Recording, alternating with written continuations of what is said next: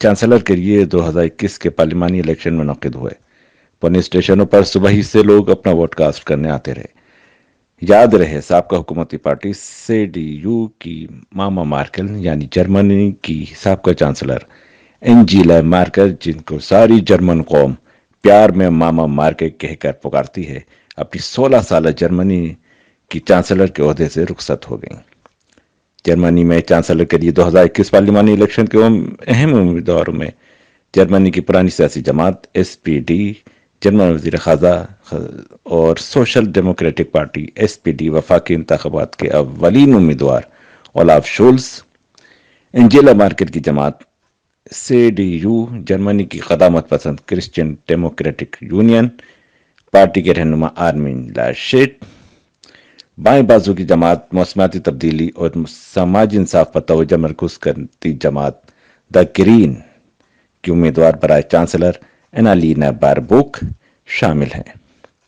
ان کے علاوہ اور دیگر پارٹیوں نے بھی الیکشن میں حصہ لیا۔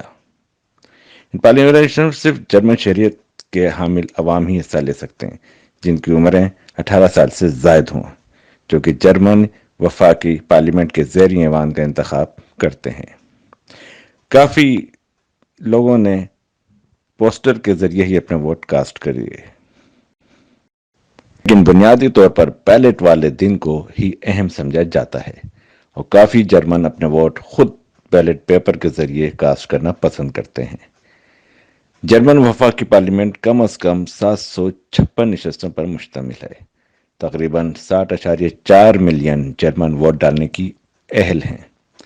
الیکشن میں شامل سب پارٹیوں کو پارلیمنٹ میں جانے کے لیے 5% تک ووٹ لانا ضروری ہوتا ہے۔ اب دیکھنا یہ ہے کہ کون سی پارٹی اکثریت سے کامیاب ہوتی ہے، لیکن اب تک رپورٹ کے حوالے سے مقابلہ برابر کا ہے۔ لازمی دوسری پارٹیاں جس کا ساتھ دیں گی وہ کامیاب ہوگی۔ واضح صورتحال بعد میں معلوم ہوگی، لیکن غالب گمان یہ ہے کہ CDU اپنے اتحادیوں کے ساتھ حکومت بنائے۔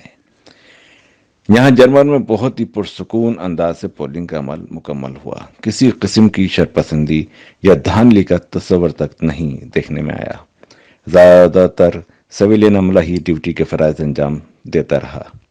اب دیکھنا یہ ہے کہ آنے والی پارلیمنٹ جرمنی میں بسنے والے پاکستانی اور دیگر غیر مقامی تارکین وطن کے لیے کیا نئی پالیسیاں لاتی ہے۔ آیا لوگوں